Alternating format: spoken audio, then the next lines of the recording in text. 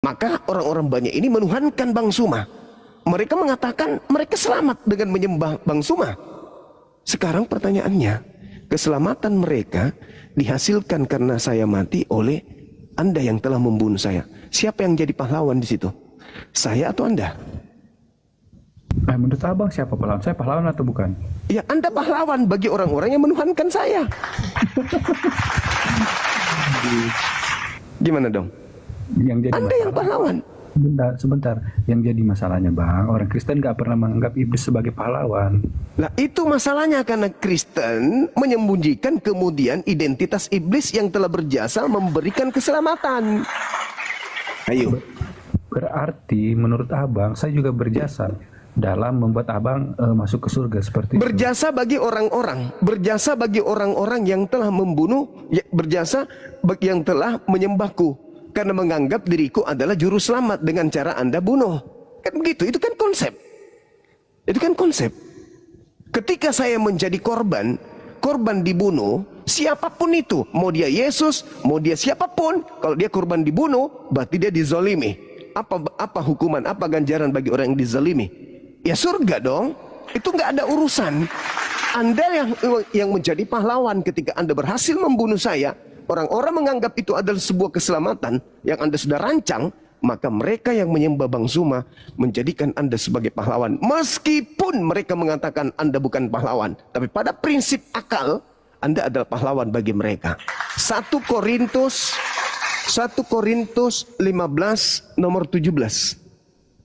Tanpa penyaliban, tanpa kebangkitan, sia-sialah imanmu dan kamu akan tetap berada dalam dosa. Coba.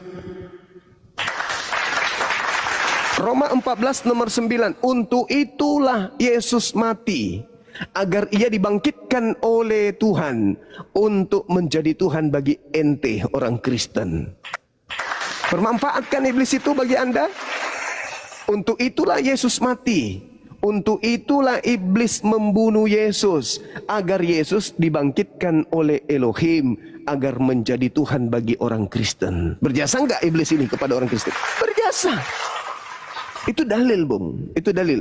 Makanya di dalam Islam, Al-Quran mengatakan, wa qaulihim, aku hukum dia karena ucapan dia. Ia mengatakan Isa disalib. Yesus pun begitu. Di dalam Matius 16, orang yang berpikir kalau dirinya disalib itu adalah iblis. Enyahlah iblis, engkau adalah satu batu sandungan bagiku, sebab engkau hanya memikirkan apa yang dipikirkan manusia, kau tidak memikirkan apa yang dipikirkan oleh Tuhan. Petrus memikirkan Yesus ini mati disalib kalau dia ke sana. Akhirnya Petrus mencoba untuk menariknya ke samping. Tapi Yesusnya marah. Kau hanya memikirkan apa yang dipikirkan manusia. Nyala iblis. Seperti iblis itu ingin kemudian menyalib Yesus. Iblis menginginkan penyaliban terhadap Yesus, dan Anda sendiri mengakuinya bahwa memang itu adalah rancangan iblis. Nah, apa yang Anda dapatkan dari keberhasilan iblis merancang itu, merencanakan itu semua? Surga kan? Nah, berarti yang memberikan Anda surga iblis, kan begitu, Bang? Berarti. Oh, gimana sih abang?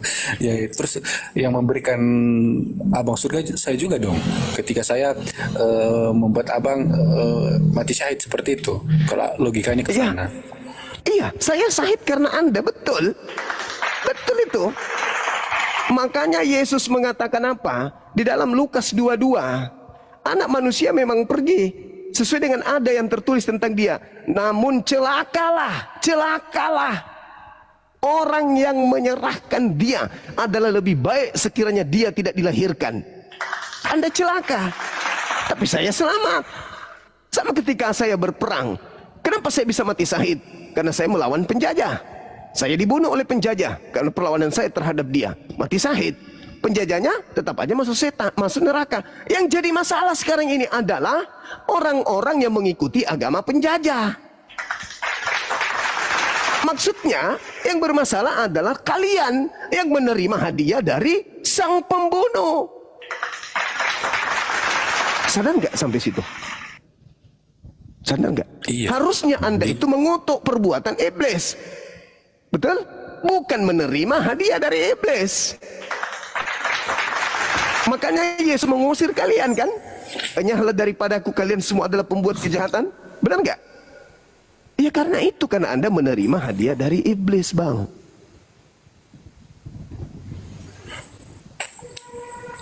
Aduh, sebenarnya Bang Suma sebenarnya paham, tapi mau memframing. Loh, kok saya memframing? Sekarang Anda mengaku nggak kalau penyaliban itu rencana setan? Anda mengaku nggak? Anda mengaku nggak kalau itu rencana setan? Rencana membunuh Yesus memang bersumber dari setan, benar. Nah, setan berhasil nggak? Iya, berhasil. Nah, berhasil. Apa yang Anda dapatkan dari keberhasilan setan tersebut? Tapi abang salah paham di sana. Lah, apa yang Anda dapatkan? Apa yang Anda dapatkan dari keberhasilan setan? Rancangan keselamatan kan memang bersumber daripada Bapa. Rancangan yang mana? Di mana? Coba tunjukkan di mana Bapak merancang kematian untuk orang benar. Di mana?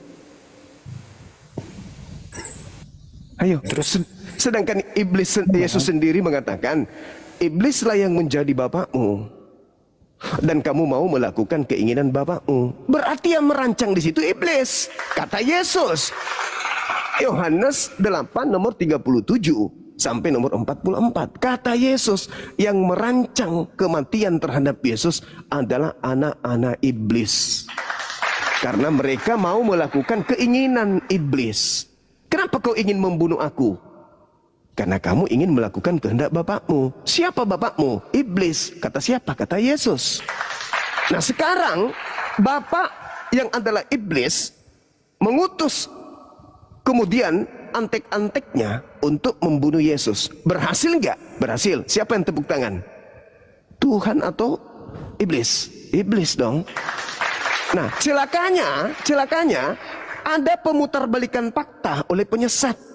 Yang tadinya penyaliban itu adalah kutuk, berubah menjadi keselamatan. Ya kan? Maka Yesus menasihati, waspadalah kepada penyesat yang datang kepadamu dengan memakai namaku dan berkata, akulah Kristus. Mereka akan menyesatkan banyak orang. Apa yang dilakukan Kristen hari ini? Mereka memakai nama Yesus, bukan? Dan mengatakan kematiannya adalah keselamatan bagi orang banyak, bukan? Itu ajaran dari mana? Dari mana ajaran itu keselamatan dengan mempersembahkan manusia di atas salib? Nebus dosa dengan darah manusia, itu ilmu dari mana? Ayo, dirubah semuanya, bukan? Makanya kata Yesus kepada orang Yahudi, waspadalah kepada penyesat yang datang kepadamu memakai namaku dan berkata, akulah Kristus. Siapa yang datang kepada orang-orang Yahudi memakai nama Yesus? Islam atau Kristen? Nah, kepada mereka lah orang Yahudi harus waspada. Di luar Yahudi yang memakai nama Yesus hanya Kristen. Berarti orang Yahudi harus waspada kepada orang Kristen. Yesus berpesan bukan kepada murid-muridnya Yahudi? Waspadalah kepada penyesat yang datang kepada kamu. Siapa yang datang kepada murid Yesus? Nabi Muhammad atau Paulus in the gang? Paulus. Lahirlah Kristen, kata Yesus, mereka akan menyesatkan banyak orang. Mereka yang datang kepada murid Yesus ini menyesatkan banyak orang. Mana banyak orang yang disesatkan mereka? Apa nama kelompoknya? Ya Kristen. Apalagi? Maka dari itu kembali kepada tema, salib ini karya Tuhan atau karya iblis? Kalau karya Tuhan, kenapa iblis terlibat di dalamnya? Yesus berdoa, kata Anda, di dalam Lukas 22 nomor 43 nomor 44 itu endingnya kan? Yesus menengahkan tangan ke langit. Dia berdoa bersungguh-sungguh. Dia bergeser dari murid-muridnya. Lalu dia berdoa. Apa katanya? Bapak, biarkanlah cawan ini berlalu. Biarkanlah berlalu. Cawan itu apa? Beban. Biarkanlah berlalu. Tapi bukan atas kehendakku. Yesus minta berlalu kan? Berlalu atau tidak? Iya, benar. Berlalu atau tidak? Tidak. Karena Tidak memang, berlalu. Tidak berlalu maksudnya. karena benar Bapak ingin membuat Artinya Yesus tidak dikabulkan doanya gitu. Artinya Bapa ingin melihat ketaatan Yesus sampai akhir. Itu pola yang kamu bangun dari Filipi 2. Karena kamu adalah pengikutnya Paulus. Sekarang permasalahannya adalah ketika Yesus berdoa, doanya dikabulkan tidak? Oke, tapi Tunggu dulu. Ketika Yesus berdoa, doa Yesus dikabulkan tidak? Yesus meminta, tapi dia juga nggak memaksa agar terjadi. Tapi kehendak mulai yang jadi. Artinya di sana dikabulkan nggak? Coba Anda baca Ibrani 5 nomor 7. Sebagai manusia, Yesus mempersembahkan doa yang sungguh-sungguh kepada Bapa yang sanggup menyelamatkannya dari kematian. Dan atas kesolehannya doanya dikabulkan. Itu dikabulkan. Yesus menginginkan, biarlah cawan ini berlalu. Berlalu atau tidak? Benar, dia meminta seperti itu. Tapi kan ada kata selanjutnya, Bang. Berlalu atau tidak? Biarlah kehendakmu yang jadi. Artinya kehendak Bapa lah yang jadi, Bang.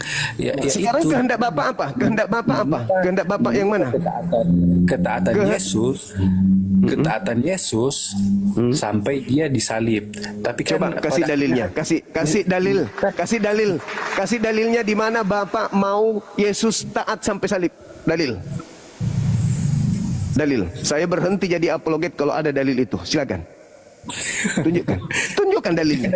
Dari ayat itu kan kita tafsirkan ke arah sana. Tunjukkan mana dalilnya Bapak menginginkan ketaatan terhadap Yesus sampai disalib. Mana? Ada dalilnya. Benar. Ada? Mana dalilnya? Bang, benar. Pertama, Bang, ada ayat yang mengatakan. Ya, mana? Tunjukkan.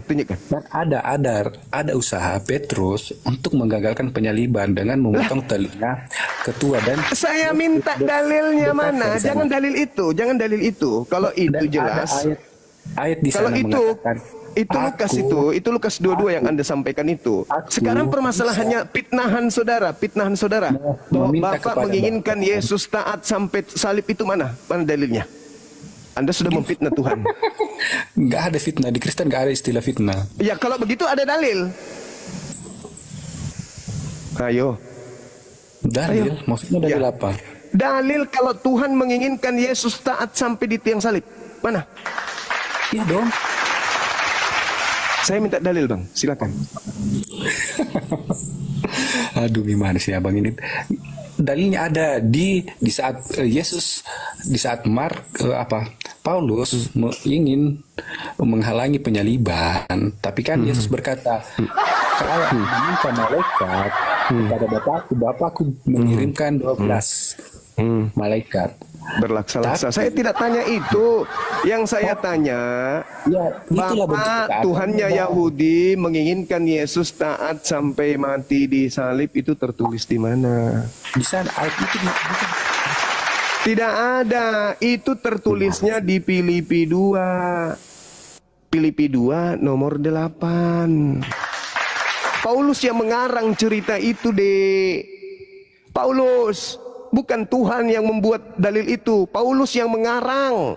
Sebagai manusia, nomor 6-nya. Sebagai manusia, dia teos mengosongkan dirinya. Tidak mempertahankan keteosannya. Melainkan mengosongkan dirinya. Mengambil rupa hamba. Dan menjadi seorang manusia. Sampai taat. Bahkan sampai taat mati di atas tiang salib. Itu Paulus. Paulusmu, pendiri agamamu yang merancang cerita-cerita itu. Oke, paham sampai situ ya? Jadi ketika Anda memfitnah Tuhan langit bumi, menginginkan Yesus taat sampai mati di atas tiang salib, Anda sedang membantu iblis untuk melancarkan aksi-aksi penyesatan terhadap anak keturunan Adam. Salib adalah rencana iblis. Menurut Yesus, salib adalah rancangan iblis. Di mana Yesus mengatakan bahwa salib adalah rancangan iblis? Di dalam Yohanes 8:37 sampai nomor 44. Yesus yang mengatakan itu. Bukan aku. Jadi yang merancang adanya penyaliban bukan Tuhan Elohim, tetapi bapaknya Kristen. Siapa itu? Menurut Yesus, Sibilisis. Itu fakta. Makanya kamu agak lain. Makanya Kristen ini agak lain daripada agama Yahudi dan Islam. Agak lain. Mengambil keterjemahan kitabnya Yahudi tapi agak lain. Ya kan? Mengambil kitabnya orang Yahudi tapi Kristen ini agak lain. Bang Suma, Aneh kan? Bang Suma udah ngopi nggak? Alhamdulillah udah. Ya, mending kita diskusi sambil ngopi aja bang, daripada terlalu lebar anunya bang, tafsirannya abang gitu. Saya masih minta dalil dan ternyata hanya fitnahan Paulus yang Anda bisa paparkan. Ya, Kan kasihan. ada di Kan saya. kasihan toh. Nah, Kan sekarang ada di saya soal oh iya, itu. saya itu kitabnya Yahudi. Jangan kau bawa-bawa itu. Jangan kau bawa kitab Yahudi, memalukan. Jangan. Menjijikkan. Jangan. Kan sudah dibuatkan di sana bang, di Yesaya. Tidak ada nubuatan untuk Yesus. Anda baca Yesaya 1 nomor 1, itu penglihatan Yesaya bin Amos hanya bercerita tentang 4 zaman. Tidak ada zaman Yesus di situ. Jangan kau kotori kitabnya Yahudi, jangan. Lagian itu tidak masuk dalam hitungan, karena mulai dari data nomor 1 Yesaya 1 sampai Yesaya 53, data nomor 1 sampai data 13 sama sekali tidak bersentuhan dengan Yesus. Jangan kau bawa kitabnya Yahudi, memalukan. Yang membunuh Nabi itu kan orang kafir. Dia pengikut iblis. Ya. Itu Anda akui, pintarnya. Iya. Anda akui, bagus. Terima kasih banyak. Anda sudah mengakui. Iya, Berarti yang membunuh Yesus pengikut iblis kan? Bentar, ketika Muhammad mati syahid, apakah iblis berjasa dalam kematian syahid? Ini kita berbicara mengenai salib. Orang yang mati karena syahid, iblis membunuh mereka karena mempengaruhi pengikut-pengikutnya. Anda salah konsep. Wa ikhwanuhum yamuddunahum. Orang-orang kafir itu adalah saudara-saudaranya iblis. Oke? Ini kita berbicara mengenai keselamatan. Salib. Anda menjadikan salib ini yang adalah rekayasa iblis sebagai simbol keselamatan.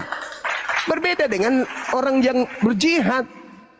Orang berjihad itu adalah orang yang berjuang mengalahkan kemungkaran. Mati mereka syahid. Nah, sekarang yang menjadi masalah adalah orang yang syahid ini Anda lantik menjadi Tuhan. Itu keliru. Iblis berkongkok-kongkok ingin membunuh Yesus. Setelah iblis berhasil membunuh Yesus, Anda menyembah yang dibunuh iblis. Kenapa Anda menyembah yang dibunuh iblis? Kenapa Anda tidak menyembah yang mengutus kemudian yang dibunuh iblis itu? Kenapa? Ayo. Kenapa harus menyembah yang dibunuh iblis ini? Kenapa tidak menyembah kepada yang menciptakan yang dibunuh iblis? Bukankah Yesus punya Tuhan? Kenapa Anda tidak menyembah Tuhannya Yesus aja? Kenapa harus menyembah hadiah yang dikasih iblis itu? Kenapa? Kenapa Anda gila kali mau menyembah korban yang diberikan iblis di atas salib? Bukankah Yesus bertuhan? Bukankah Yesus berdoa kepada Tuhannya? Kenapa Anda tidak menyembah Tuhannya Yesus?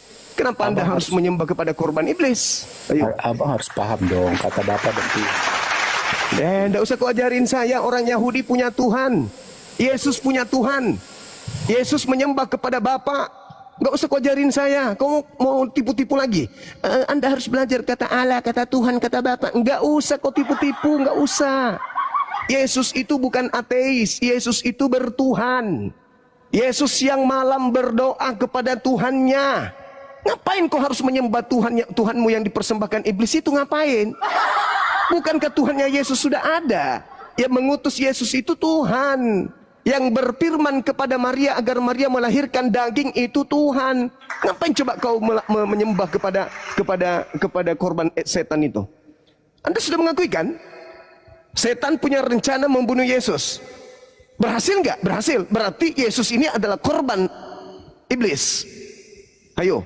Kalau dia Anda terima, berarti Anda menerima persembahan iblis. Betul kan? Gitu bang. Kan rencana. Anda menerima persembahan siapa? Coba. Anda menerima Yesus sebagai persembahan siapa? Logikanya Ayo. gini Bang, kalau Abang menggunakan logika seperti itu, logikanya ketika silakan. saya adalah penjahat, dirasuki ke kuasa gelap dan ingin menghabisi Abang Suma dan Bang Suma mati syahid, apakah saya harus diberikan jasa karena membuat Abang mati syahid? Dengarkan dulu, tidak selesai sampai di situ. Ini analogi yang Anda ambil tapi sangat dangkal. Anda tidak bisa menuntaskan. Ketika Anda membunuh, dengar dulu, dengar. Anda penjahat membunuh Bang Suma. Apakah sesederhana itu? Tidak. Tidak. Kalau hanya sesederhana itu, saya masuk surga, Anda masuk neraka. Tapi bukankah orang ketiga terlibat? Orang-orang Kristen Saya kan terlibat. berjasa Sabar dulu, dalam- sabar dulu, sabar dulu, membuat Abang masuk sabar dulu, surga. sabar dulu, sabar dulu, sabar dulu, sabar dulu.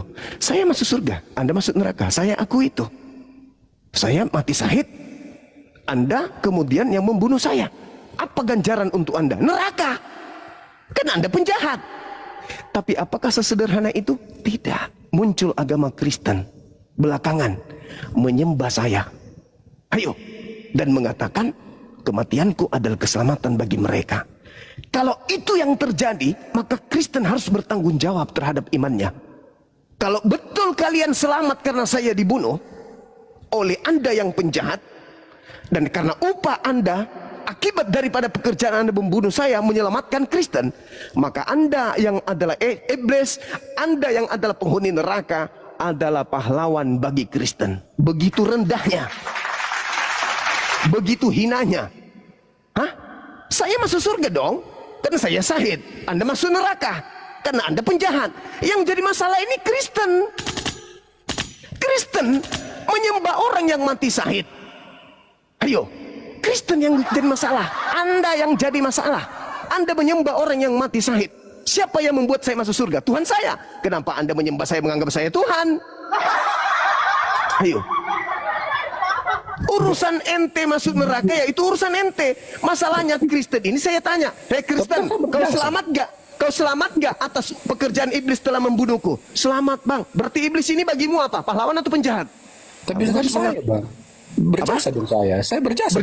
Berjasa bagi siapa? Berjasa bagi siapa? Berjasa bagi Abang karena saya membuat Abang masuk ke surga. Anda mengatakan Anda berjasa. Hukuman sudah ada kadarnya, Bung. Kejahatan dibalas oleh kejahatan. Anda membunuh saya itu kejahatan nggak? Kejahatan, benar. Nah, kejahatan. Tapi saya yang mati berjuang mempertahankan kebenaran, itu kebenaran. Saya mati dalam memperjuangkan kebenaran. Apa upah saya? Apa upah saya?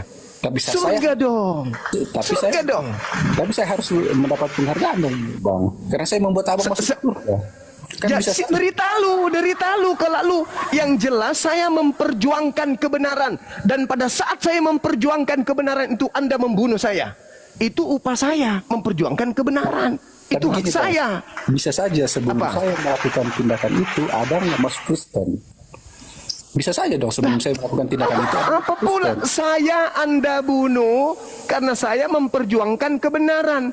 Dasar gerakan kita sudah terukur. Anda ingin membunuh saya karena Anda penjahat. Saya kemudian bergerak karena saya membawa kebenaran. Endingnya saya mati memperjuangkan kebenaran. Apakah Anda berjasa? Tidak. Berjasa dong karena saya membuat Anda masuk surga. Apa jasa? Apa jasa Anda? Apa jasa Anda? Membuat Abang masuk ke surga. Apa jasa Anda? Membuat Abang masuk Dari surga. mana? Dari mana Anda yang memasukkan saya ke surga? Saya masuk surga karena saya memperjuangkan kebenaran. Anda penjahat yang membunuh orang yang sedang melakukan kebenaran. Kalau itu yang Anda jadikan prinsip, Anda bunuh orang tua Anda sembelih satu-satu. Ibu, engkau masuk surga karena aku, ketepak. Ayah, engkau masuk surga karena aku, ketepak. Aku adalah pahlawanmu. Siapa lagi yang ingin aku bunuh? Aku adalah pahlawan. Mari ku bunuh satu-satu. Itu pikiran gila yang Anda punya, yang diternak di gereja Anda. Itu pikiran gila dong. Enggak. Loh, kok enggak pula? Di Kok enggak pula? benar. Kristen benar. Enggak ada Kristen benar. Ya dong. Kristen benar. Tapi Sekarang kita kan logikanya ke Abang tadi. Kita kan menggunakan logika Abang ketika tapi ketika Anda menggunakan saya sebagai logika, ada nggak pihak ketiga? Ada nggak pihak ketiga? Ada nggak pihak ketiga? Saya kita mati. kan menggunakan logika Abang. Justru ketika saya mengkonter logika Abang, Abang justru bilang saya salah. Gimana sih? Oh, jadi membunuh orang benar itu tidak salah? Iya. Salah. Anda salah. Celakanya Anda sebagai iblis di sini, pekerjaan Anda membunuh saya dipanen oleh orang Kristen. Orang Kristen yang panen. Kok adu? Anda panen nggak salib? Anda terima nggak salib itu? Anda terima nggak salib itu? Hah? Anda terima atau tidak? Ayo, Anda terima nggak? Malu. Anda terima nggak salib itu? Anda terima nggak salib itu? Salib itu adalah simbol, Bang. Simbol. Anda terima nggak? Pertanyaan saya, Anda terima nggak? Terima dalam bentuk apa? Terima dalam bentuk apa? Terima dalam bentuk apa? Inilah kalau iblis sedang berbicara. Saudara, Anda harus mengakui di lehermu itu tergantung salib, di rumahmu ada salib, rumah ibadahmu ada salib. Artinya Anda menerima hadiah dari setan. Aku enggak pula. Kalau enggak, hancurkan semua salib. Kalau enggak, hancurkan semua salib. Kalau Anda tidak menerima hadiah dari iblis, hancurkan semua salibnya. Ayo, hancurkan salibnya. Berani enggak Anda hancurkan salib semuanya? Hadiah dari iblis itu. Berani enggak? Abang salib tidak akan menggugurkan iman Kristen, Bang. Kenapa jadi saya yang menghancurkan tuyul? Ente. Kalau Anda tidak mengatakan bahwa salib itu hadiah dari iblis untuk Anda, hancurkan salibmu sekarang. Berani nggak? Ayo, berani nggak? Nggak berani kan? Logika Abang. Apa? Yang tadi. Kok jadi? Gimana ceritanya nih? Anda, oke. Anda iblis. Oke. Anda iblis.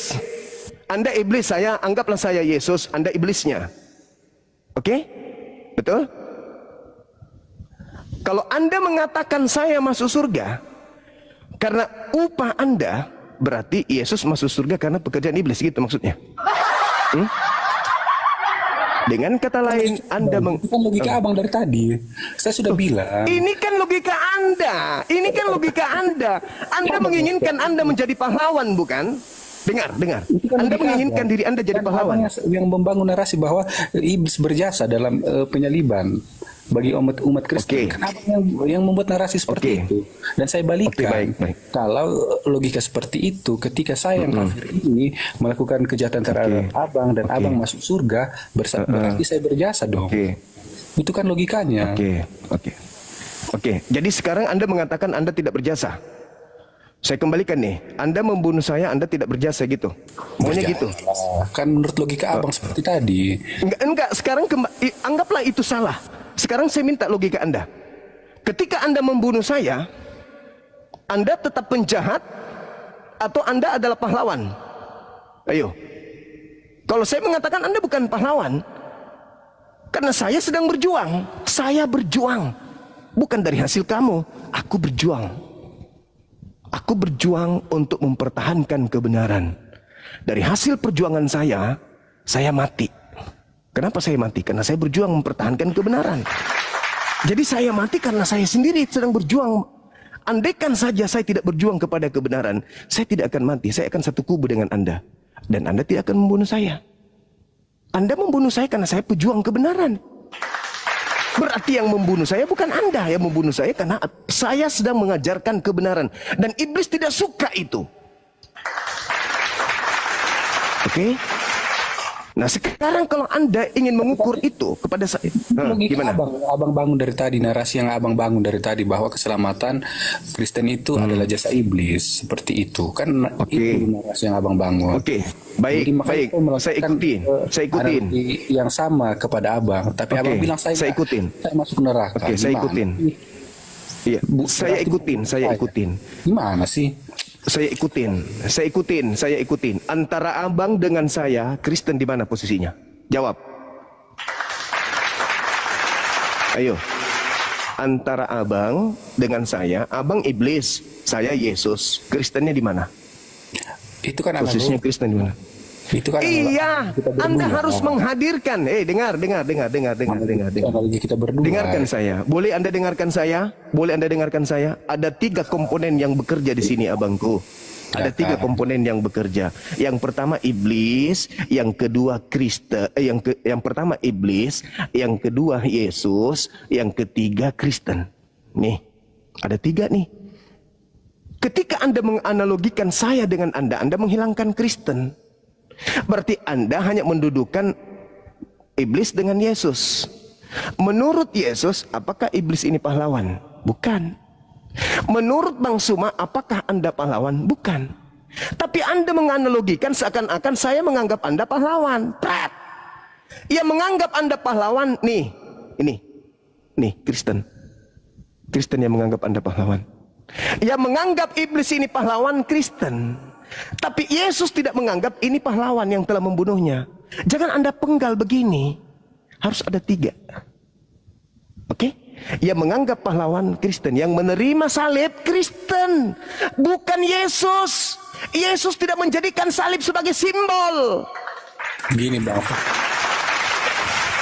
yang mengakui iblis berjasa dalam keselamatan, nggak ada. Kristennya, Kristen. Nggak ada yang mengakui. Kalau tidak mengakui, dengar. Kalau Tapi tidak yang memaksa logika itu. Kalau tidak mengakui, sekarang Anda harus dudukkan 3 perkara ini dulu. Anda, sang penjahat, sang pembunuh, Bang Suma yang dibunuh, harus hadir ini, harus hadir orang ketiga ini sebagai analogi pengganti Kristen yang menerima pembunuhan yang dilakukan oleh penjahat. Kalau dia Kristen hilang begini, berarti hanya Yesus dengan iblis. Mana Kristennya? Ayo, mana Kristennya? Harus ada Bang orang ketiga. Ketika Anda membunuh saya, harus ada orang yang menuhankan saya. Orang yang menuhankan saya ini bertopang kepada Roma 14 nomor 9. Untuk itulah Bang Suma mati, agar ia dibangkitkan kembali untuk menjadi Tuhan bagi orang Kristen. Paham? Berarti kematian yang dilakukan oleh ini adalah berjasa bagi orang Kristen. Karena Kristen tanpa kematian, Kristen tidak punya Tuhan. Kristen tanpa kematian, dosa-dosa Kristen tidak ditebus. Maka ini kedudukannya pahlawan. Jangan Anda hilangkan Kristen ini. Kok cuma 2 pelaku? Kenapa jadi 2 pelaku? Anda membunuh saya, Kristennya mana? Tidak ada satupun Kristen yang menganggap iblis berjasa dalam. Tapi kenyataannya begitu. Kenyataannya begitu. Itu kan cocokologi dari Abang. Bukan cocokologi. Sekarang saya tanya. Benarkah dalil yang berbunyi di dalam kitab saudara 1 Korintus 15:17 itu? Tanpa penyaliban, tanpa kematian, dengan matinya Yesus, Dia telah menebus. Bermanfaat enggak kematian itu? Kutanya dulu. Dengan bermanfaat enggak ini kematian yang dilakukan oleh ini, yang dilakukan oleh iblis bermanfaat enggak bagi ini? Tapi nggak ada satupun orang yang Kristen yang menganggap iblis berjasa dalam penyaliban dan keselamatan. Bagus sekali. Karena tidak ada yang mau mengakui itulah makanya sesat.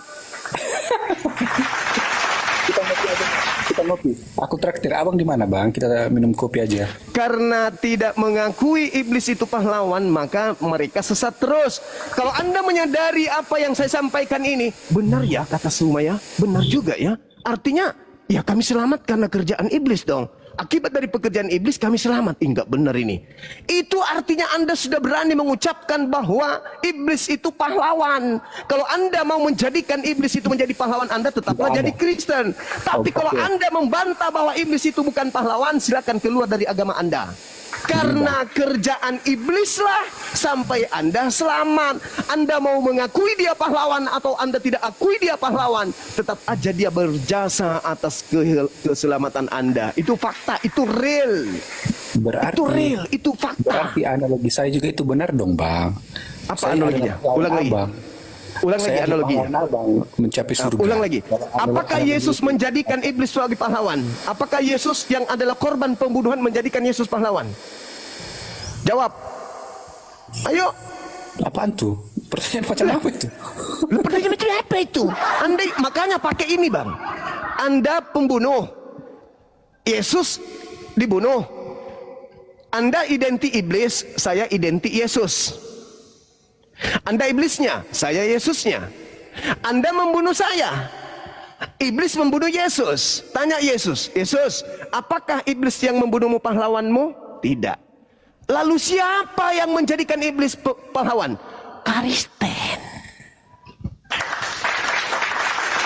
Yahudi menerima enggak hadiah dari iblis? Tidak. Islam menerima hadiah enggak dari iblis? Tidak. Yang menerimanya namanya Kristen. Itu namanya Hei, teori cocok logi lagi, Bang. sekarang coba Anda gunakan akal sehat Anda. Iblis, Yesus, cuman dua kelompok atau ada satu kelompok lagi namanya Kristen?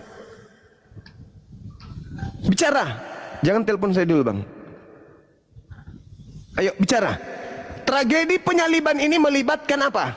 Iblis, Yesus. Ada nggak Kristen nanti setelah itu? Atau tidak ada? Ada nggak? Ada. Ada. Oke, ada. Nah sekarang Anda membunuh saya.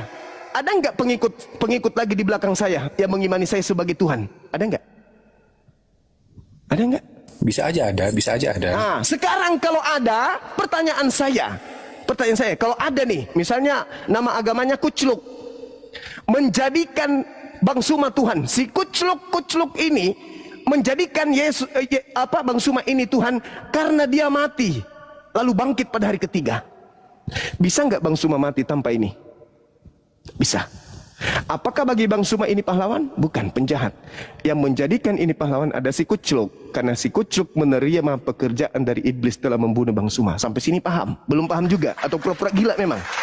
Atau memang gila beneran Anda ini?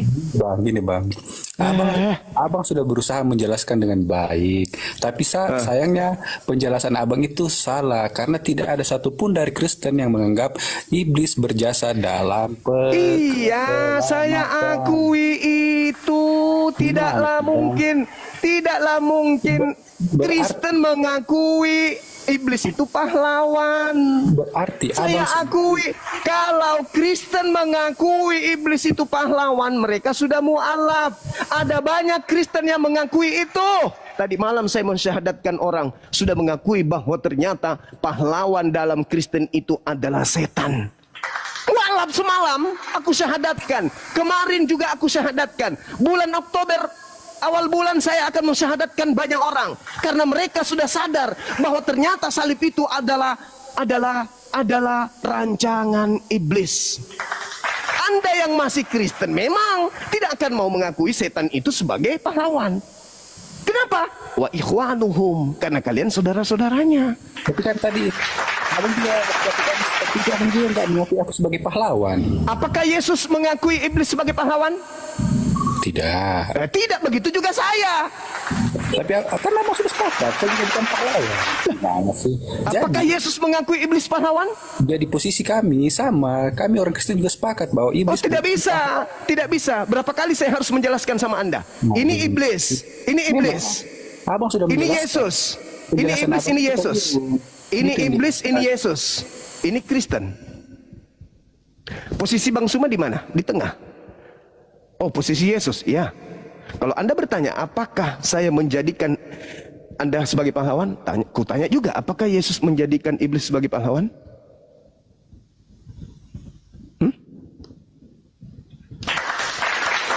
Pakai ini Bang. Pakai ini dong, sekali-sekali dong. Pakai ini, pakai otak dong. Jangan gila permanen. Kan gitu.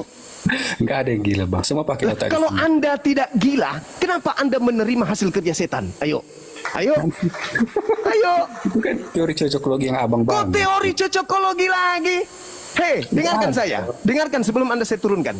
Dengarkan ya. Dengarkan saya. Dengarkan saya sebelum Anda saya sepak dari sini. Dengarkan. Orang Yahudi tenang-tenang aja ketika Yesus datang di tengah-tengah mereka. Tidak ada itu korban menyalibkan manusia, itu nggak ada. Tidak ada itu Yesus mereka sepakat membunuhnya untuk dosa-dosa mereka, nggak ada. Itu hanya ada di Kristen, di luar daripada agama Yahudi. Yesus orang Yahudi datang di tengah Yahudi, mengajarkan Yahudi kembali kepada hukum Tuhan. Jangan membunuh. Lakukan persembahan seperti yang diperintahkan oleh Nabi Musa, Matius 8 nomor 4. Perlihatkan dirimu kepada imam. Apa? Berilah persembahan seperti yang diperintahkan Musa. Imamat 1 nomor 2, binatang, domba, sapi, lembu, kambing, bukan manusia. Itu satu. Oke? Ketika kemudian orang-orang Yahudi datang Yesus pada mereka, Yesus mengajarkan terima aku sebagai Tuhan atau terima aku sebagai utusan Tuhan. Yesus meminta diterima sebagai utusan Tuhan. Tapi di Kristen berubah menjadi terima aku sebagai Tuhan kan? 2. Yesus ketika datang di tengah-tengah Bani Israel mengajarkan orang-orang Israel kembali kepada hukum Musa. Orang Kristen mengajarkan meninggalkan hukum Musa. 3. Yesus mengajarkan kepada orang Yahudi, jangan membunuh. Jangan membunuh. Yesus mengajarkan kepada orang Yahudi, iblis itu penyesat. Iblis penyesat. Iblis penyesat. Jangan sampai kau dicobai. Berjaga-jagalah, berdoalah. Jangan sampai kau disesatkan. Karena akan muncul penyesat mengatasnamakan Yesus. Kristen bukan murid Yesus. Kristen bukan Bani Israel. Kristen bukan keturunan Yakub. Kristen bukan pemilik kitab Taurat, kitab para nabi yang datang ke tengah-tengah Bani Israel. Tapi Kristen di luar kalangan Yahudi memakai nama Yesus. Padahal Yesus mengatakan, waspadalah kepada penyesat yang datang kepadamu memakai namaku dan berkata akulah Kristus. Mereka akan menyesatkan banyak orang. Siapa di luar Yahudi yang memakai nama Yesus? Kristen. Siapa yang menerima hasil kerja iblis? Iblislah yang menjadi bapakmu dan kamu ingin menyalibkan aku. Berhasil nggak kamu menyalibkan aku? Berhasil. Siapa yang menerima hasil kerja kalian? Kristen. Kristen menolak. Oh tidak. Nenekmu kiper, tidak apa. Digantung di lehermu salib. Di rumahmu ada simbol salib. Rumah ibadahmu simbol salib. Itu simbol tanda dari mana? Dari Tuhan atau dari iblis? Dari iblis. Berarti kamu menerima hadiah dari iblis. Karena salib itu adalah rencana iblis. Salib adalah rancangan iblis. Kamu menerima salib. Kamu gantung di sini. Bahkan kau bertato di pangkal pahamu. Bahkan nenotmu ku kasih gambar salib. Ketekmu salib, di bokongmu salib, lehermu salib. Lah, mana lagi? Hah? Di rumahmu, di mana-mana, di kamarmu, di tasmu, di bukumu, semua gambar salib. Itu apa? Itu apa? Itu apa buktinya? Itu bukti kalau kamu dari salib. Dah selesai. Silakan Anda istirahat. Saya juga sedang ingin beribadah. Oke? Oke, terserah abang deh. Bukan terserah, itu fakta. Gini, Bang. Anda tidak akan pernah bisa merubah warna hitam itu menjadi kuning. Hitam ya hitam. Hitam ya hitam. Hadiah iblis ya hadiah iblis. Jangan kau rubah lagi. Silakan satu anak api silakan naik. Saya ibadah sejenak. Kita diskusi santai aja, nggak usah lama-lama. Dari tadi saya santai. Dari tadi memang pola saya begitu.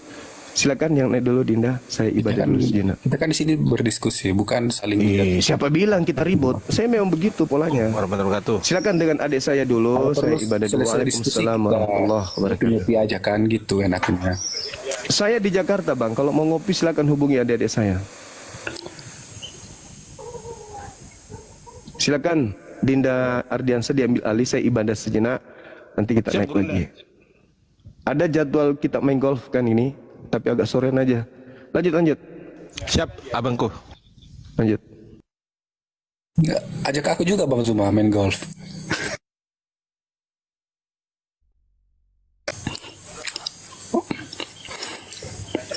Ya, gimana? Teman-teman, ada teman-teman api yang turun. Ini Bang Handi, naik Bang Handi. Dibantu Bang Handi. Teman-teman, assalamualaikum warahmatullahi wabarakatuh. Bang Handi dan juga sebelum kita lempar ke Bang Handi,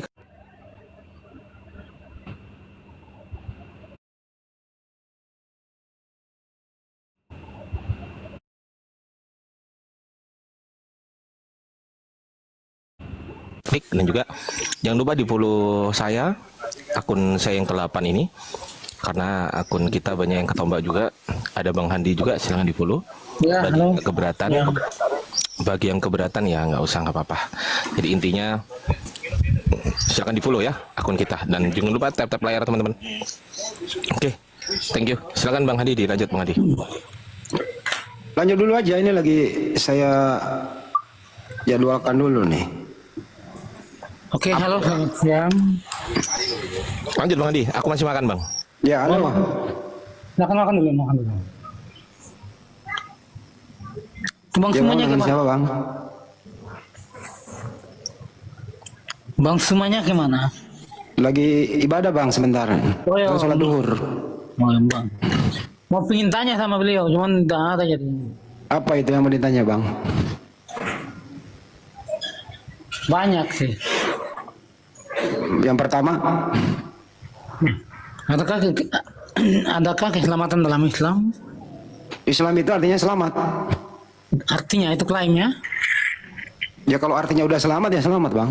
Itu klaim atau bagaimana? Ya selamat, Islam selamat. Iya, maksud saya itu klaim sepihak. Enggak ada, udah klaim dari Al-Quran, dari Allah sudah menyatakan hanya agama Islam yang diridhoi oleh Allah. Jadi selamat. Itu wahyu Allah yang mana ya? Kau bertanya, kau pula yang tidak terima jawaban. Iya kan? Kalau kau bertanya, kau terimalah jawaban itu. Anda juga harus mempertanggungjawabkan kredibilitas jawaban Anda. Kau kan bertanya, saya jawab Islam itu selamat. Kau pula tidak mau menerimanya. Iya. Ini kenapa gelap begini ya? Tunggu dulu teman-teman, gelap ya. Tunggu dulu ya. Bagaimana Anda bisa yakin Anda selamat kalau cuma klaim kosong? Tunggu ya, kenapa gelap? Ya, itu bentar. Gelap ini jadinya nih. Kan kau bertanya, bro. Kita jawab. Iya. Apalagi? Bagaimana Anda bisa begitu yakin? Adakah bukti nyata? Ya yakinlah, saya muslim yakinlah. Masa ada orang beragama tidak yakin selamat? Gimana kamu ini? Jadi keyakinan Anda berlandaskan pada apa? Pada eksistensi Ya berdasar. Ya berdasarkan Al-Quran, bro. Apakah Quran Anda membuktikan eksistensi Allah? Ya justru Allah itu menurunkan Al-Quran, bro. Iya, maksudnya di mana bukti? Aduh, ngomong apa? Tuh udah saya jawab ya. Jadi apa? Jadi hanya ada, dengerin dulu ya. Kau kan bertanya. Kau kan yang bertanya, kenapa kau yang jelaskan? Kalau bertanya itu dengarkan jawaban. Pakai kuping untuk mendengarkan. Pakai kuping mendengarkan, jangan pakai pantat. Kalau diskusi itu jangan kepala jangan ditaruh di bawah, naikkan juga kepalanya, pantat di bawah naik. Inilah kalau kau diskusi bertanya, pantatmu pakai mendengar gitu loh. Kuping dipakai, memori di otak itu, oke? Kau pula yang nerangin, kau pula yang bertanya. Hanya agama Islam yang diridhoi oleh Allah Subhanahu wa Ta'ala. Islam itu artinya selamat. Kan udah dijawab. Kenapa pula kau yang nggak terima? Kalau kamu mau bertanya tidak mau menerima jawaban, kamu jangan bertanya kuceluk. Artinya kau mempersulit dirimu. Ada-ada aja kau. Sekarang yang kau perlu hitung-hitung sekarang nih, kenapa iblis ini mempunyai dan berencana dan rencananya berhasil membunuh Tuhanmu dan kau jadikan momentum untuk menebus dosamu. Jadi rencana pembunuhan Yesus menurut teman-teman yang lain, sesuai data, sesuai pernyataan Yesus, itu rencana iblis. Itu yang kau pikirin. Ya, itu yang kau pikirin. Bagaimana mungkin kau bersekongkol dengan iblis? Membunuh Yesus agar kau selamat. Itu yang kau pikirin, bro. Pikirin itu ya.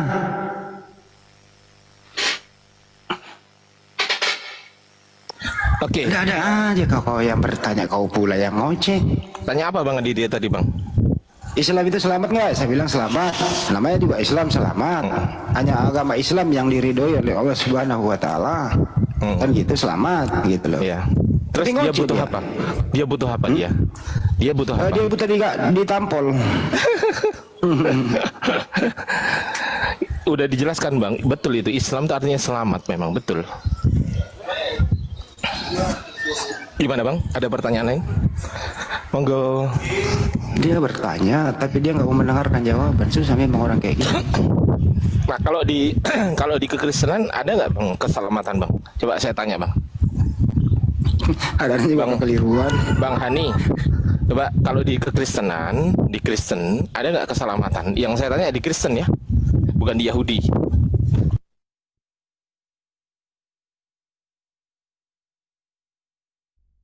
Wah, kemana dia? Kok? Oh, nggak tahu buka mute. Udah, kebantuin. Halo?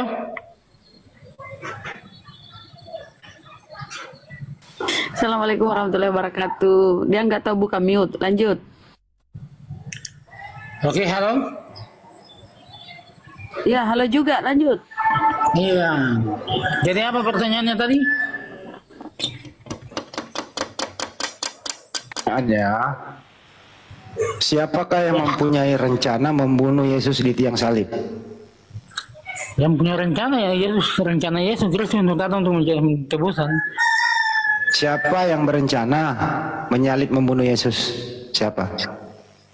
Yesus sendiri yang datang untuk disalibkan. Begitu. Berarti Yesus merencanakan dirinya sendiri mati. Iya. Yakin? Di mana datanya itu?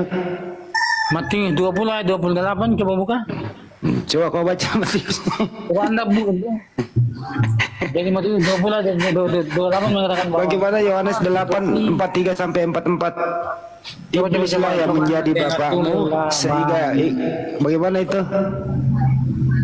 Matius 20 ayat 28, coba Anda bisa buka atau Anda bisa mau dengarkan? Dengarkan. Dan untuk Bukan, itu bukan salib itu, hei. banyak orang.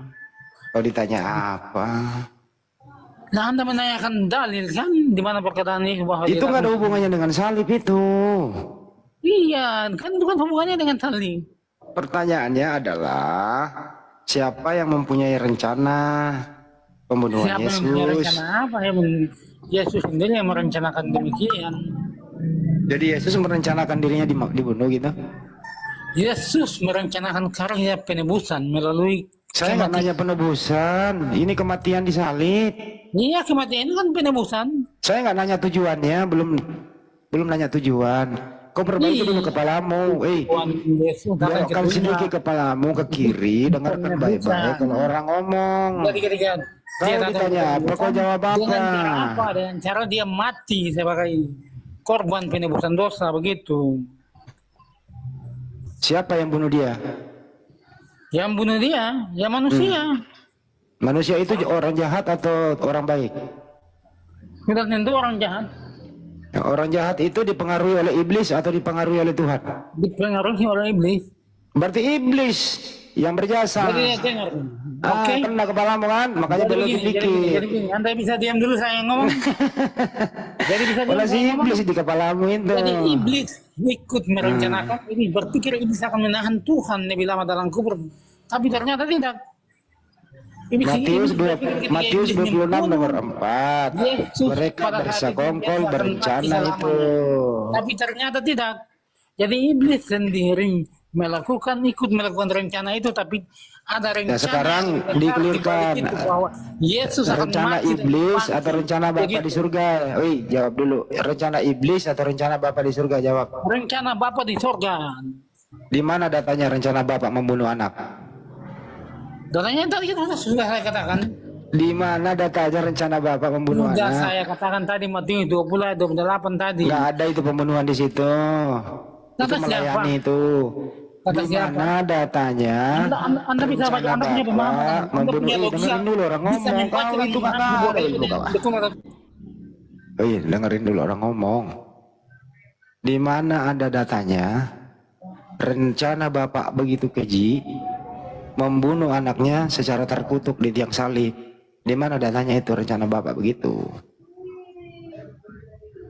Masa Bapak di surga punya rencana jahat kepada anaknya? Di mana kau ini? Begini Bang. Jadi Jangan. begini.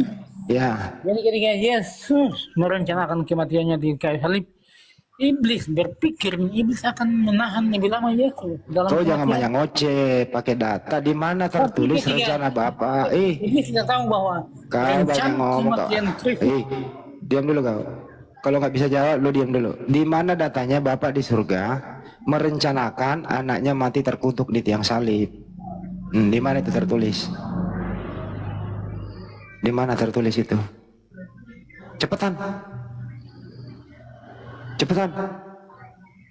Lu diam ya, Mas Aha. Mas Aha. Ya bang, ya bang. Ya. Menurut Mas Aha, rencana siapakah Yesus mati di salib? A. Rencana iblis. B. Rencana Bapak di surga. Ya jelas B, rencana Bapak. Rencana Bapak. Di mana tertulis rencana Bapak membunuh anak? Ada di perjanjian baru, ya kan? Ketika Di mana tertulis itu? ya, ketika Yesus berkata kepada Petrus, engkau tidak tahu apa yang dipikirkan Bapak. Di mana tertulis Mas Aha? Ya udah aku cari Rencana dulu. Bapak membunuh anaknya. Di mana tertulis? Ya itu di perjanjian baru itu, Bang. Ketika Petrus mencoba menahan Yesus kan. Mas Aha, Mas Aha, Matius 26 itu di situ yang berencana membunuh Yesus Bapak atau iblis? Jadi begini ya, Bang. Diam dulu kau. Yesus. Anda mesti dengar saya dulu ya. Mas Aha, Ya. di situ ada persekongkolan jahat. Ya, berencana. Siapa itu? Itu rencana iblis atau rencana Bapak itu? Assalamualaikum warahmatullahi wabarakatuh. Waalaikumsalam, bentar Bang. Ya. Gimana tuh Mas Aha? Rencana Bapak. Karena begini, Bang nih. Kan Coba. Yesus itu kan disalib oleh tentara Roma, ya kan? Nah, tentara Roma bisa menangkap Yesus karena dapat informasi dari Yudas. Nah, Yudas mau mengkhianati Yesus karena ada iming-iming uang dari imam-imam kepala. Jangan kemana-mana dulu Mas Aha. Ya, ini makanya Bang Handi nanti ngerti. Nih. Dengerin ya Mas Aha. Ya. Jangan terlalu panjang. Ya, Apakah Bapak, dengerin dulu pertanyaannya. Apakah Bapak punya rencana mempermalukan Yesus ditelanjangi, digampar, dibawa ke salib, dipaku, dibunuh, terkutuk? Itu rencana Bapak apa rencana siapa? rencana Bapak, Bang. Betul itu. Tragis sekali itu Bapaknya ya. Begitu ya. Iya. Karena begini, Bang. Kalau Tuhan tidak mau mengorbankan anaknya, ya kan? Ya, Tuhan pasti akan malu dong sama Abraham. Abraham aja mau mengorbankan anaknya. Jangan bawa Abraham, nggak bahas Abraham, membawa Yesus sama bapaknya. Oke. Karena ada hubungannya, Bang. Sekarang Mas Aha, pelaku pembunuhan Yesus itu perintah Bapak atau perintah iblis? Kehendak Bapak, Bang. Oke, baik. Bapak. Mereka bersekongkol ingin membunuh Yesus. Mereka ini siapa Mas Aha? Imam-imam kepala. Oke. Bersekongkol ingin membunuh Yesus ini, itu rencana Bapak atau rencana iblis? Rencana Bapak. Baik. Yohanes 8, 43 sampai 44. Iblislah yang menjadi bapakmu. Siapa bapak ini? Masa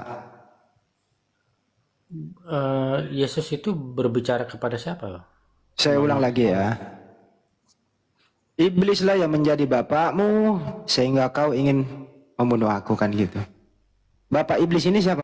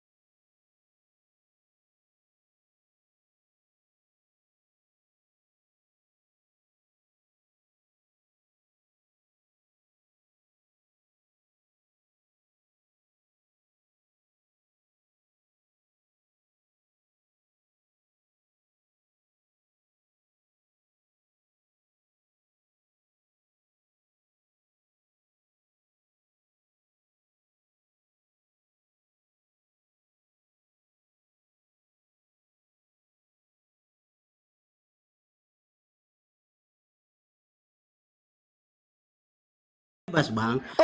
Ekumene itu identik dengan Dan kekaisaran Romawi, khususnya ini khusus ya. Khususnya Ya. kekaisaran Romawi. ya, naik lagi ke atas. Besarin kayak tadi ya, terus naik. Naik Definisi ekumene kebagi atas lagi. atas lagi. Ah ini Itu. kekaisaran Roma. Itu apa itu? Kekaisaran Subhanallah. Roma. Jadi iblisnya tadi dilemparkan ke seluruh dunia atau ke kekaisaran Romawi? Kaisaran Roma, kerajaan Romawi. Tuh, kerajaan Romawi. Oke ya. Kerajaan Romawi ya. Ekumene ya. Iya. Oke, Paham, silakan paham, masuk. Coba cari literasi yang berhubungan dengan ekumene itu apa? Coba. Oke, siap Gurunda.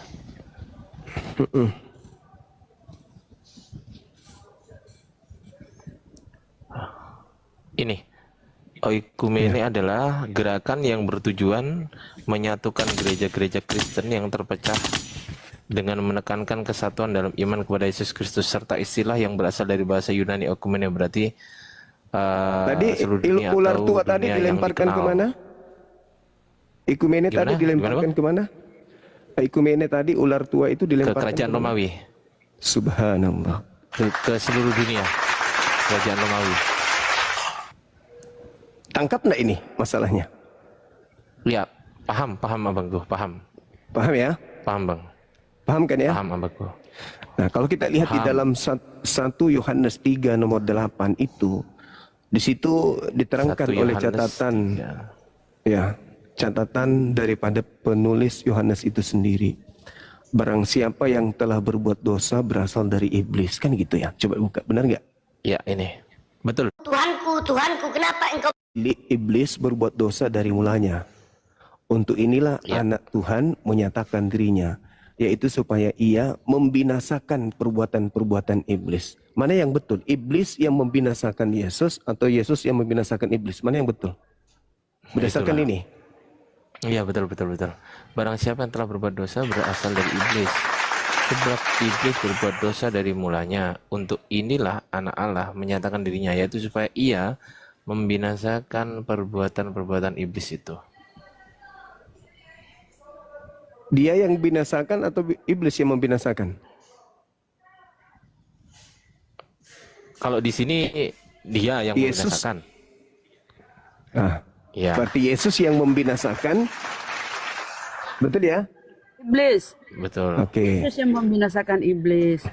Oke, sekarang minta tolong Wahyu 9 nomor 11. Baik, Gurunda. Wahyu 9 nomor berapa, Gurunda? 11. Nomor 11. Siap. Ingat tadi ular naga tua dilemparkan kemana tadi?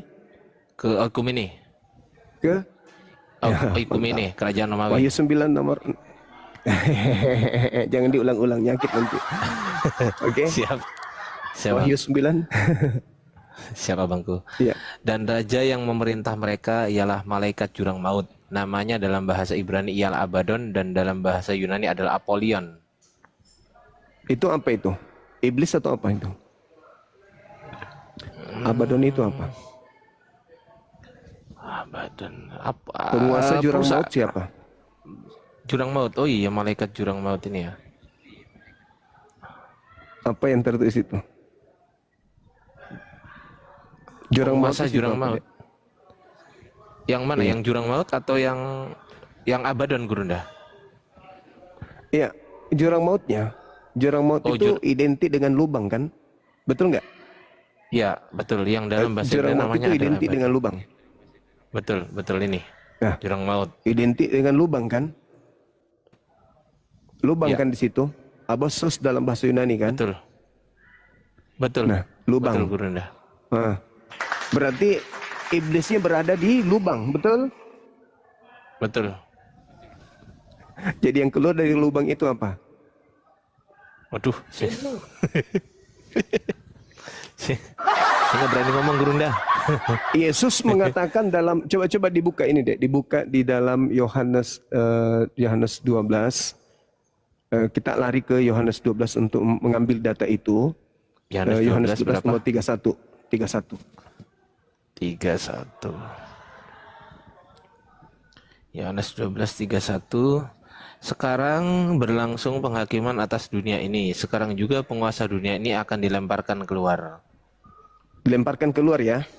Iya. Nah, penguasa dunia ini siapa? Wah, kalau yang dilempar keluar ini pasti si iblis di sini. Nah, sekarang tolak ukurnya coba baca Yesaya 14 nomor 15.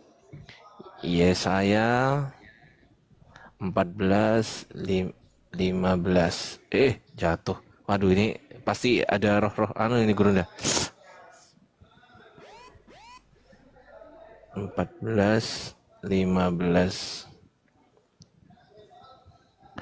Sebaliknya ke dalam dunia orang mati engkau diturunkan ke tempat yang paling dalam di liang kubur. Siapa itu? Yang dimasukkan ke liang kubur itu siapa? Tuhan nyoten. Bintang Timur, Halal bin Zakar, Halal bin Zakar. Lucifer. Boleh dibaca di data sebelumnya, data 13-nya, 14-nya. Jadi yang iblis ini, ya ini. Coba lihat. 13. Engkau tadinya berkata dalam hatimu, aku hendak naik ke langit dan aku hendak mendirikan tahtaku mengatasi bintang-bintang Allah. Dan aku hendak duduk di atas bukit pertemuan jauh di sebelah utara. Ayat 14-nya, aku hendak naik mengatasi ketinggian awan-awan, hendak menyamai yang maha tinggi. Hendak menyamai yang maha tinggi. Apa yang terjadi? Siapa ini? Siapa yang sekarang yang menyembah bukan Tuhannya Yahudi tapi menyamakan sembahannya sama seperti Tuhannya Yahudi setara sehakikat? Siapa itu? Aduh, Bunda Rama jawab lah. Sekarang nomor 15-nya, ketika iblisnya ingin menyamai Tuhan, iblisnya dilemparkan ke mana? Ke liang kubur, tempat paling dalam. Ke lubang. Liang kubur ya? Paling dalam. Ya. Kenapa Yesus mengatakan angkatan jahat diberi tanda adanya orang yang keluar pada hari ketiga dari kubur? Kenapa harus identik angkatan jahat dengan kubur pada hari ketiga? Karena kubur adalah tempat. Karena kubur adalah tempat sibilisis. Tempat ini. Saya nggak berani ngomong. Jadi kuncinya di situ, sahabat-sahabat sekalian, di Wahyu 12 nomor 9 tadi itu, di situ jelas bahasa Yunaninya. Teman-teman sendiri bisa mencari data bahwa ternyata dia dilemparkan. Iblisnya ini dilemparkan kemana dia, si ular tua ini? Ke seluruh dunia, tapi di situ diterangkan. Tapi faktanya sebenarnya itu bukan ke seluruh dunia, tetapi kepada ekumene, apa tadi ekumene? Gereja-gereja. Ekumene Gurunda, ke kerajaan Romawi. Oke. Adinda boleh bantu saya nggak? Dunia bahasa Yunaninya apa? Oke, siap Gurunda. Dunia itu kalau bumi kosmo ya, kalau dunia apa ya? Bukan G, bukan. Coba. Oh iya, tes gas kayaknya. Sebentar ya, translate. Seingat saya. Kosmos, bukan? Kayak ini ya.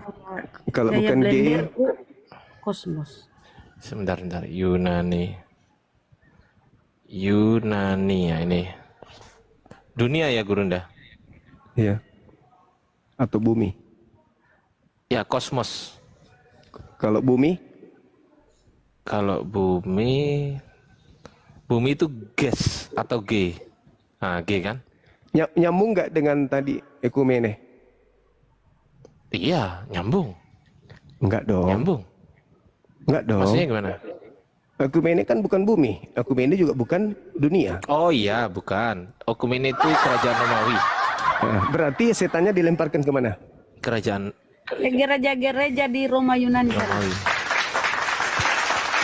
Kerajaan Romawi. Sakit hati.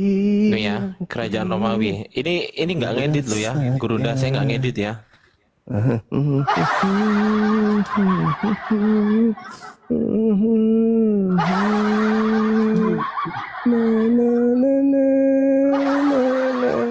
Setan si ular tua yang disebut iblis atau setan yang menyesatkan seluruh kerajaan.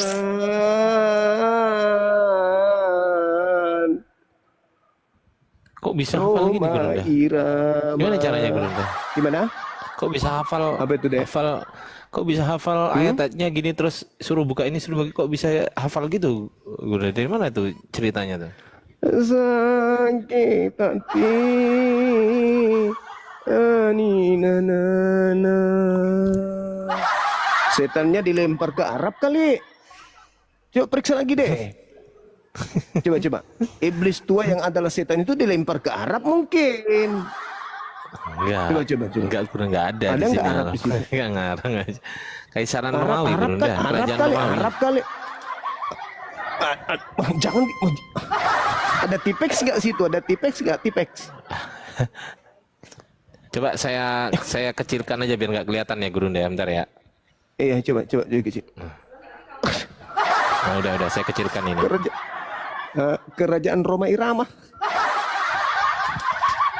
Jadi setannya diusir kemana ini menurut kita? Udah saya kecilkan loh.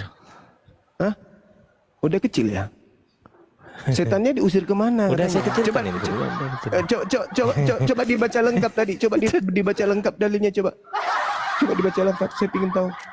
Siap abangku. Dan naga. Wahyu 12 nomor 9. Dan naga besar itu si luar tua yang disebut Sibilisis atau Satan yang menyesatkan seluruh dunia dilemparkan ke bawah. Ia dilemparkan ke bumi bersama dengan malaikat-malaikatnya ya. Ke tanah. Ya. Ke tanah. Siapa yang keluar dari tanah? Sakit hati yang menyembah yang keluar dari tanah. Di mana dia pergi nanti pertama yang menerima adalah Kekaisaran Roma Irama. Lucunya gini Gurunda tahu nggak? Lucunya gini. Di sini ada kata bumi. Lucunya gini. Di sini ada kata bumi. Strong Concordance number-nya 1093. Di sini ada kata bumi juga. Strong Concordance-nya 3625. Beda. Nggak bisa beda. Ya nggak bisa beda gitu loh. Bahasa Yunaninya apa di situ? Bumi. Yang ini. Ayo. Iya. Oikumene. Oikumene. Bukan ekumene itu. Ayo. Yang apa ini deh? Bumi. Oh, yang bumi tadi, yang G. G, apa itu G? Yang G ini, yang G. Artinya apa? Apa artinya? Tanah. Apa artinya? Tanah. Berarti iblisnya dilemparkan ke tanah. Yang keluar dari tanah siapa? Iblisis. Hati-hati kalau ada yang keluar dari tanah. Hati-hati. Bang Andi monitor, Bang Andi. Bang Andi coba diinfo ke teman kita jam 3. Di sini baru jam 1. Iya. Bang Andi. Iya. Ini Saya ke situ dulu, malas Kak.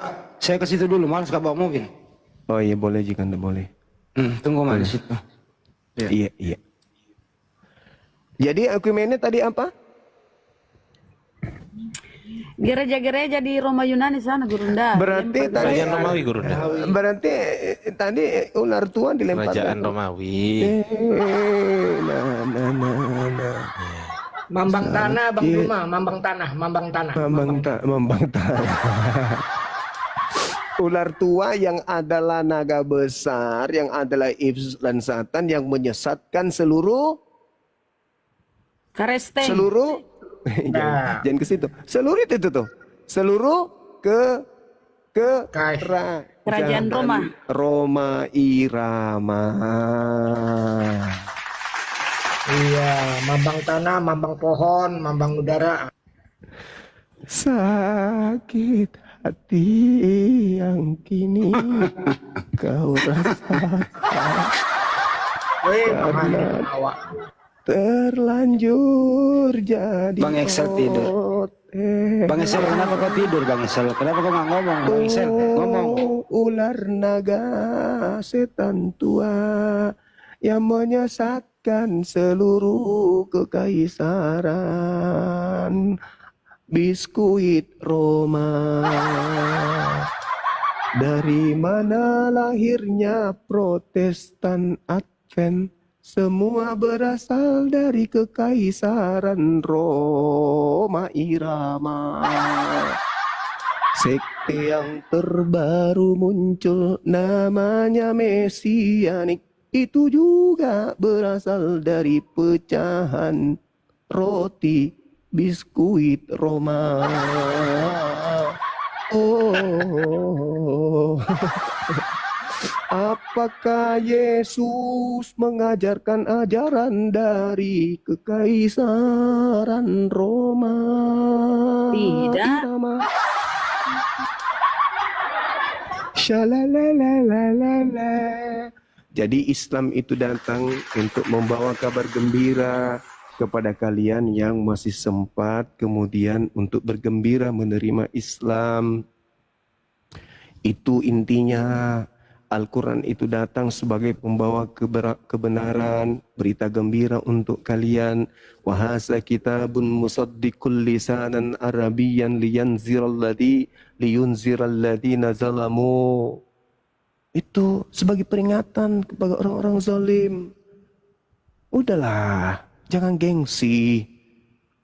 Udahlah, jangan gengsi. Wa busyara lil muhsinin. Al-Quran juga datang sebagai kabar gembira bagi orang-orang yang berbuat baik. Ayo, berbuat baik yuk. Jangan menyembah yang dilemparkan ke bumi. Udahlah kawan-kawan.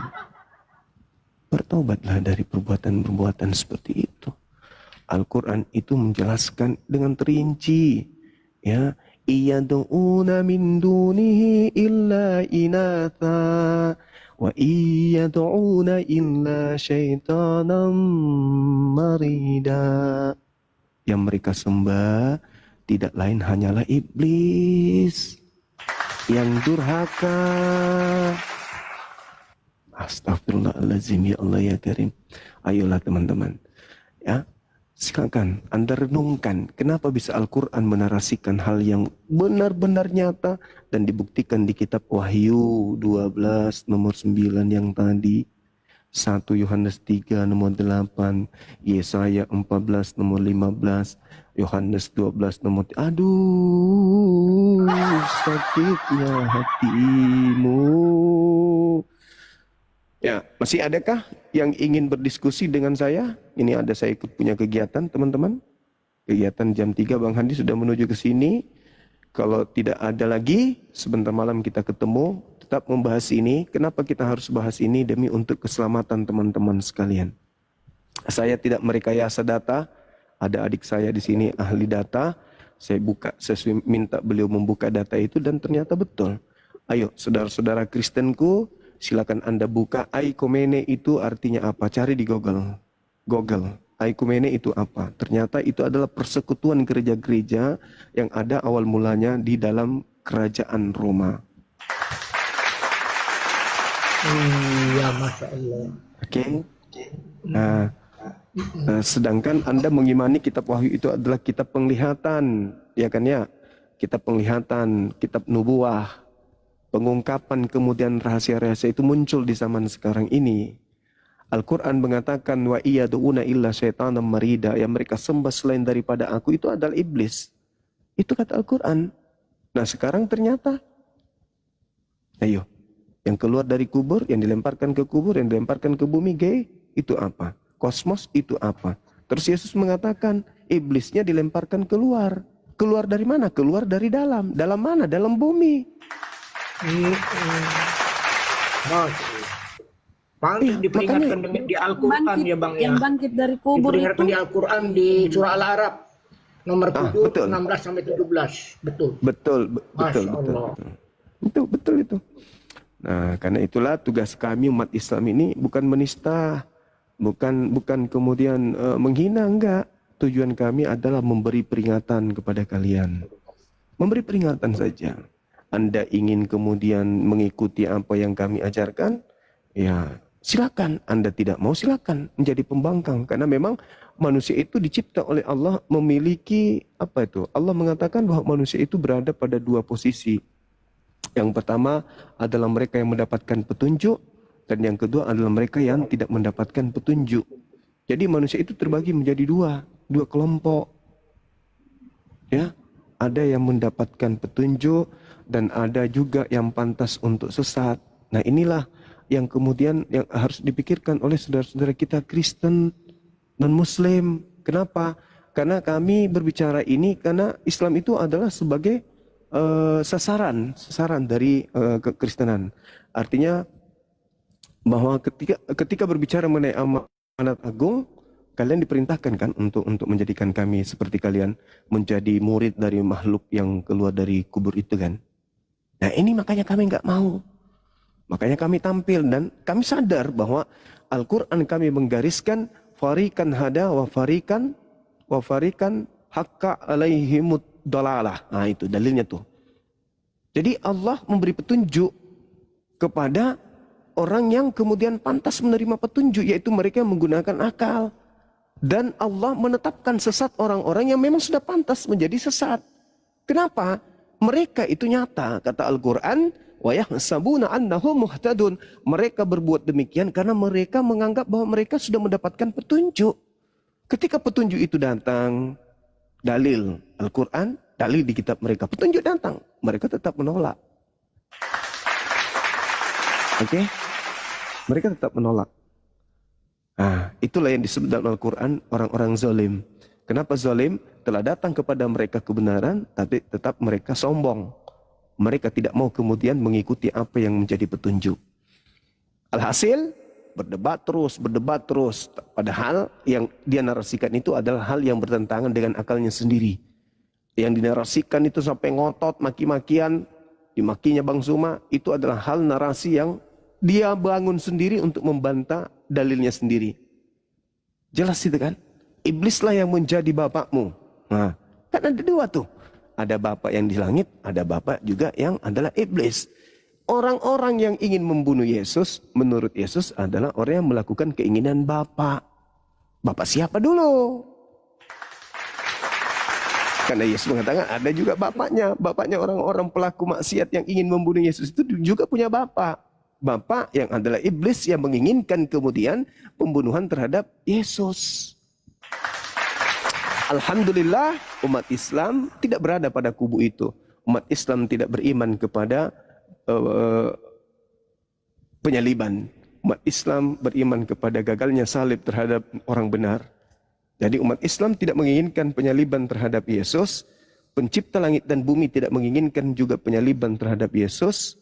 Sedangkan iblis berencana menyusun siasat, ya, menginginkan kemudian kematian terhadap Yesus. Berapa kali Yesus ingin dibunuh oleh iblis? Anehnya, saudara-saudara Kristen pun ingin Yesus dibunuh. Karena kalau tidak dibunuh, Kristen ini dapat keselamatan dari mana?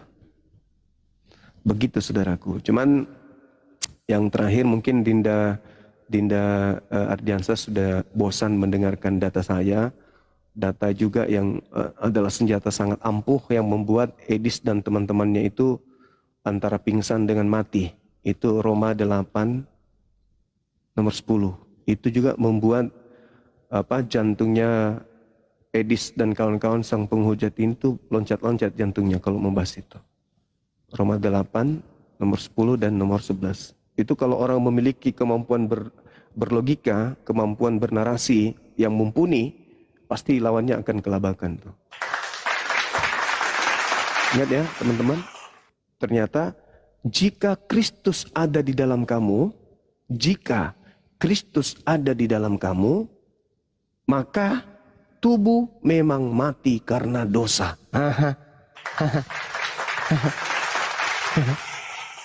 Jadi ya ternyata Kristen mati karena dosa berdasarkan dalil itu. Oke? Berarti Kristus palsu itu Guru Dadi? Wallahu a'lam bishawab. Mereka lah teman Kristen ini yang bisa menjelaskan itu kepada kita.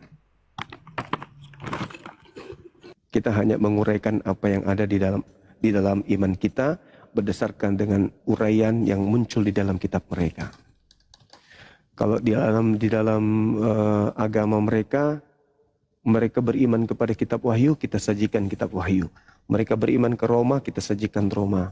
Nah sekarang permasalahannya, maukah kalian menerima isi kitab kalian sendiri? Nah itu masalahnya itu di situ.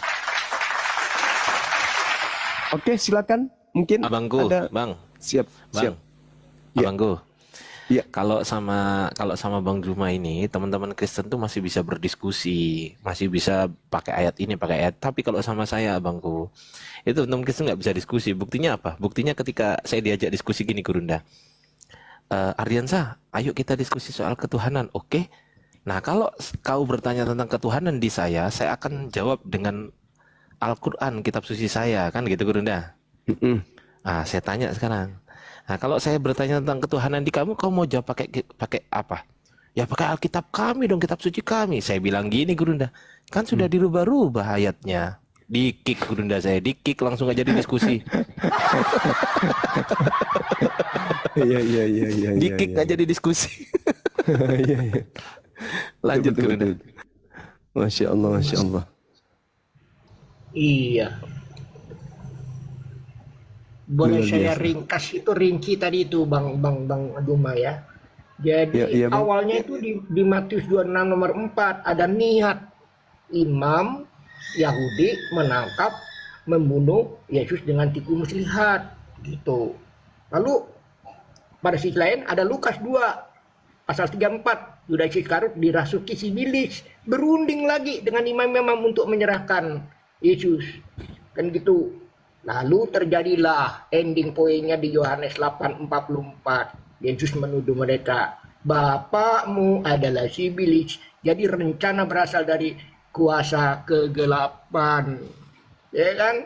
Nah, Iya. Ikumene itu kaisar, kerajaan kaisar yang keluar dari bumi, mambang tanah. Kami nyebut mambang tanah, Bang. Mambang tanah, mambang udara, mambang pohon. Kau sembahlah.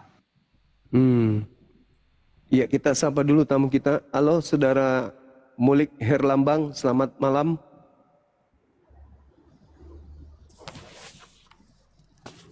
Halo, Bang. Selamat malam.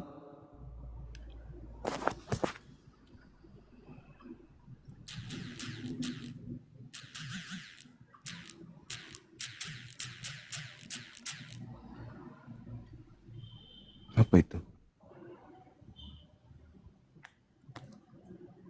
Oke, teman-teman sekalian, kelihatannya saudara Kristen kita udah lelah untuk membahas tema ini. Mungkin karena mereka berpikir ini kalau dibahas semakin jauh akan semakin aneh kedengarannya, kan ya. Yang pasti ilmu yang paling bermanfaat adalah ilmu yang ada pada orang yang senantiasa ingin berbagi kepada siapapun. Nah, kebetulan saja Islam itu adalah agama tablik, agama syiar. Maka kita yang memposisikan diri sebagai pembimbing atau pengajar atau narasumber memang sejatinya membekali diri dengan ilmu, pengetahuan.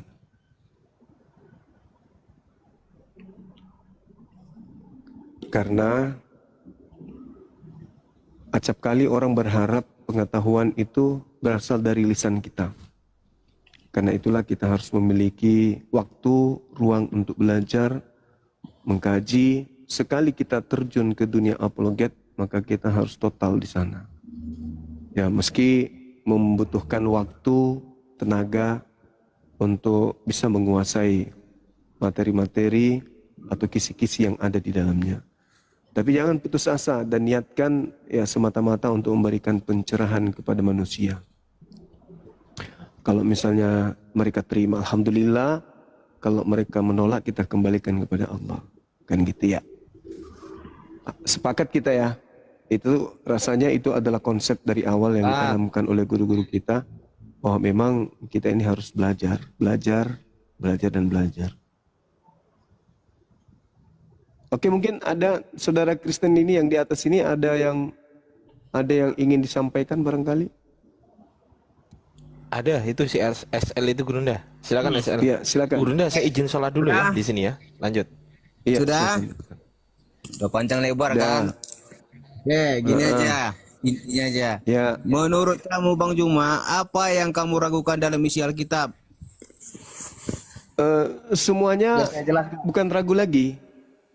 Di dalam Bible seluruhnya 100% saya tidak ragukan. Tetapi saya yakini itu bukan firman Tuhan. Apa Saya itu? tidak ragukan. Saya meyakini bukan firman Tuhan. Udah, Apa selesai. salah satunya? Saya meyakini sepenuh hati Bible itu bukan firman Tuhan. Saya tidak ragu lagi. Anak-anak juga bisa bernarasi begitu anak. Saya tidak percaya gini. Sekarang tidak ada nak bernarasinya begitu. Jelaskan apa yang kamu ragukan. Anda kan seluruhnya saya tidak ragukan, tapi saya meyakini bukan firman Tuhan. Kalau seluruhnya pasti ada salah satunya. Mulai Ya, dari salah kitab satunya apa? Kejadian, mulai dari kitab Kejadian sampai kitab Wahyu seluruhnya itu bukan firman Tuhan. Salah satunya apa? Saya tidak ragu, saya yakin. Seluruhnya. Seluruhnya. Semuanya. Inilah gak diskusi sama orang gak ngerti apa. Saya tidak ragu. Saya yakin.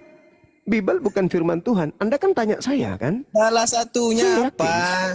Dijelaskan. Semuanya.